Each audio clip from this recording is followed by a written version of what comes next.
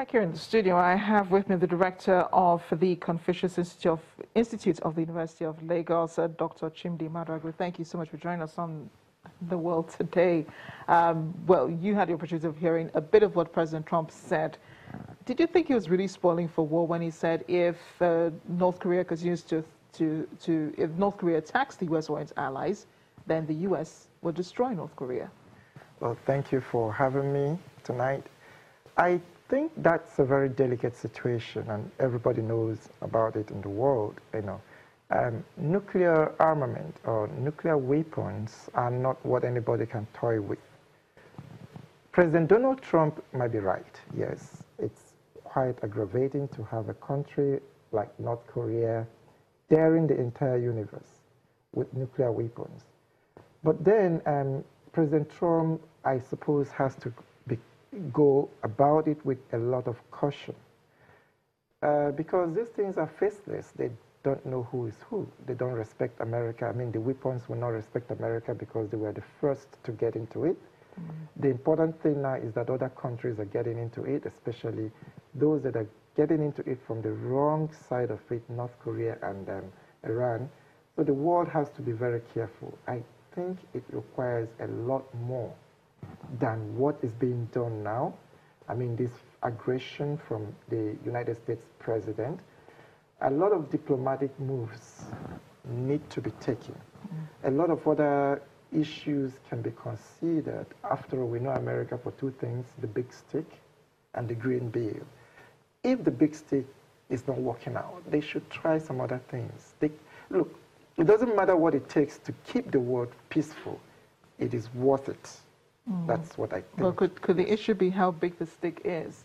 Because the stick in this situation will be sanctions, and they've had little or no impact.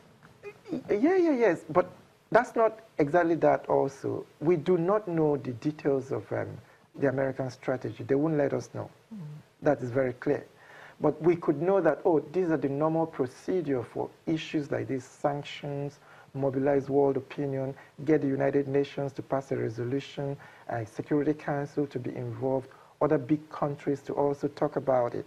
But those are the things that they will let us know. We probably won't know the details of their intelligence strategies towards the North Korean problem right now. But whatever it is, the point is that it has reached a stage where it's become obvious to everybody that North Korea has become dangerous.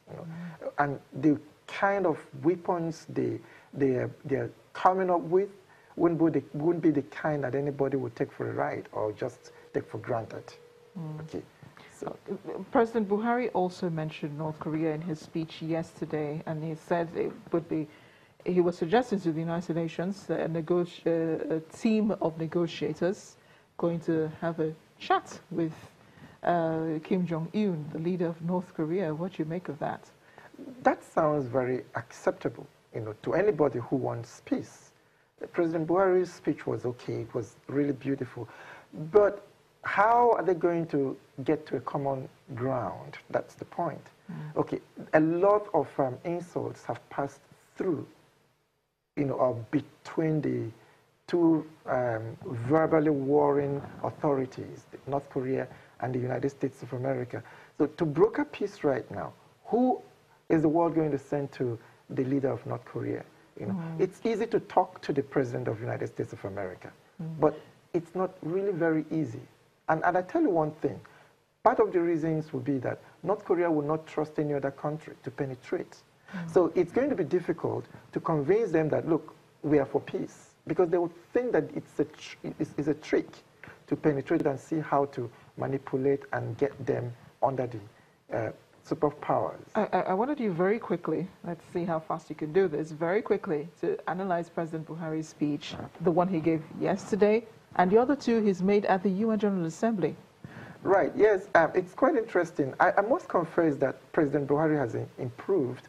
As a teacher of speech, I know that he has done a lot of, there's a lot of improvement there.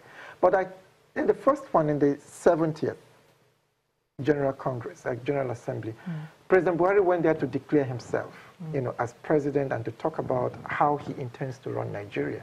It's internal. We admired it. It was okay.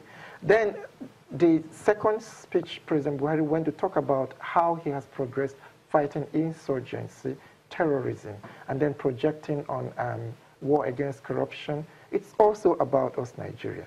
So this is an improvement. This third one, yes, we could say a lot of improvement, but the point I want to say, it's like what Professor Kimboye talked about, beautiful abroad, and then ugly at home. We'll leave it Nothing was said, not much was said about Nigeria, not even much about Africa. Yeah, and I guess that's the opinion of a lot of people too who Yes. watched. Thanks a lot to Okay. Dr. Madrago for joining us on The World today.